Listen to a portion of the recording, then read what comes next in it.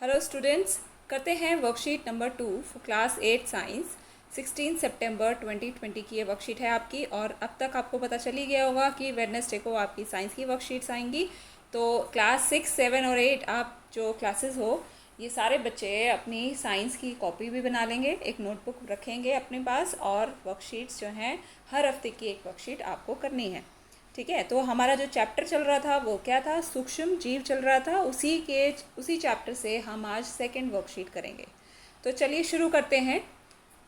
सूक्ष्म जीव का बच्चों हमारे जीवन में बहुत ज़्यादा महत्वपूर्ण भूमिका रहती है, और सूक्ष्म जीव हमारी बहुत सी खाने की वस्तुओं को बनाने के लिए मदद भी करते हैं। साथ ही उनका उपयोग विभिन्न प्रकार के कार्यों के लिए भी किया जाता है। ठीक है, जैसे कि ये कुछ कार्य दिए गए हैं जहाँ पर सूक्ष्म जीवों की मदद ली जाती है चीज़ बनाने में। ठीक है, चीज़ जो होता है वो थोड़ा सा पनीर से अलग होता है, और इसको बनाने में माइक्रो ऑर्गेनिजम्स या सूक्ष्म जीव की आवश्यकता पड़ती है। ब्रेड बनाने में आपको पता ही होगा, आपने चैप्टर की जो वीडियोस हैं वो भी आप देख लीजिए। सूक्ष्म जीव की जो वीडियो है वो मैंने चैनल पर अपलोड की हुई है, आप उस चैप्टर को अच्छे से समझ सकते हो वहाँ से।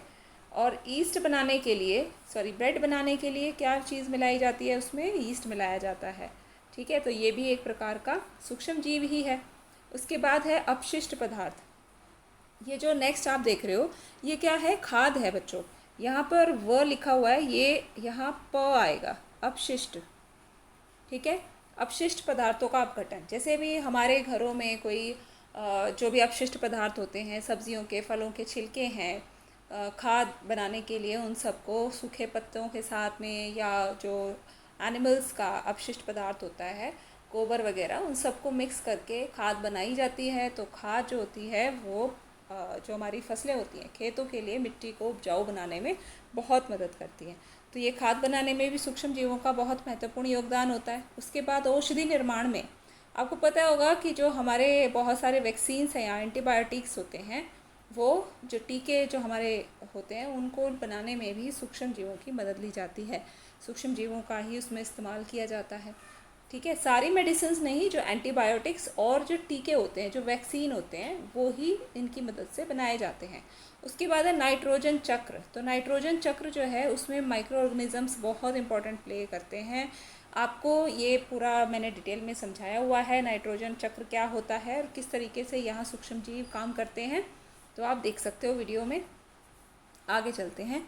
इनके अलावा और कहाँ कहाँ पे इस्तेमाल होता है? इनके अलावा अचार, डोसा, इडली, अल्कोहल। ठीक है, अल्कोहल बनाने में भी माइक्रो ऑर्गेनिजम्स का प्रयोग किया जाता है। कृषि में मृदा की उर्वरता को बढ़ाने में इसका प्रयोग किया जाता है। तो अभी हमने बात की ना कि ये जो अपशिष्ट का घटन है, खाद बनाते हैं, तो वो कौन बनाता है? सूक्ष्म जीवों की मदद से। इसी से ही कृषि में मिट्टी की जो उर्वरता है वो बढ़ती है, उपजाऊ हो जाती है ज़मीन। पिंकी ने अपनी अध्यापिका से पूछा, दही सूक्ष्म जीव की मदद से बनती है। एक एग्जाम्पल है कि आप सूक्ष्म जीवों से और क्या क्या कर सकते हैं। सूक्ष्म जीव कहाँ मदद करते हैं? हमारी दही बनाने में मदद करते हैं।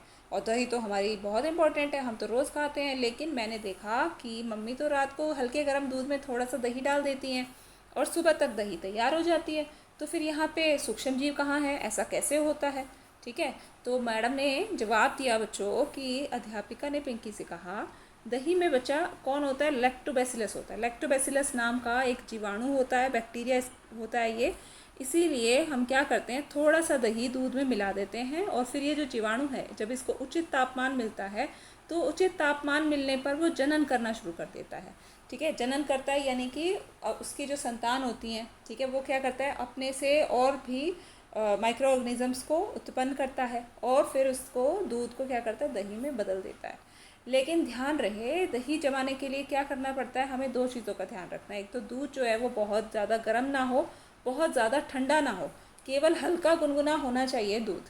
और दूसरा, हमें थोड़ा सा दही चाहिएगा उसके लिए। ठीक है बच्चों, तो क्वेश्चन आंसर करते हैं इसके। क्वेश्चन नंबर 1 है, दूध से दही कैसे बनाया जाता है, और दही बनाने के लिए कौन सी दो चीज़ों की आवश्यकता होती है?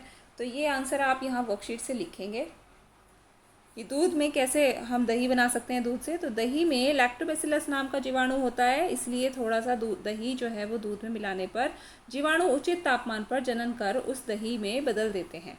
ठीक है, और इसके लिए दूध जो है वो हल्का गुनगुना होना चाहिए। आप ये लिखेंगे यहाँ से यहाँ तक। और जो दो चीज़ें पूछी गई हैं, जो दो इम्पॉर्टेंट चीज़ें हैं, वो यही है कि आपको एक तो दूध हल्का गुनगुना चाहिए ताकि जो सूक्ष्म जीव हैं उनको उचित तापमान मिल सके जनन करने के लिए, और दूसरा हमें थोड़ा सा दही चाहिए ताकि हम दूध में मिला सकें थोड़े से जो लैक्टोबैसिलस नाम के जीवाणु हैं वो जो दही में होंगे ना, थोड़ी सी दही में, वो फिर पूरे दूध में जब हम पतीले में दही डाल देंगे ना थोड़ा सा, तो पूरे दूध में वो जीवाणु आ जाएंगे।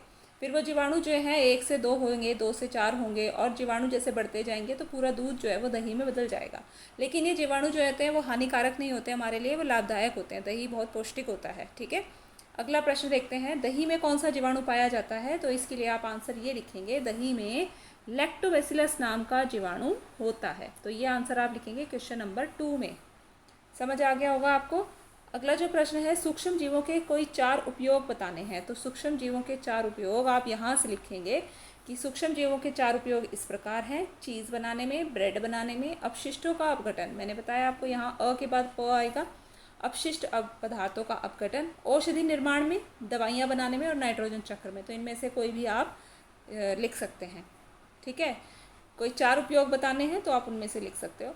अगला जो प्रश्न है कि आपको दूध से बनी कौन कौन सी चीज़ें खाने से खुशी मिलती है। तो आप दूध से कौन कौन सी चीज़ें जो बनती है वो खाना पसंद करते हो। आपको हो सकता है दूध से खीर बनती है वो पसंद हो, आपको दूध से दही पसंद हो सकती है, मक्खन पसंद हो सकता है ना। तो ये आप एग्जाम्पल्स में लिख सकते हो। और क्या चीज़ें बनती हैं बच्चों दूध से?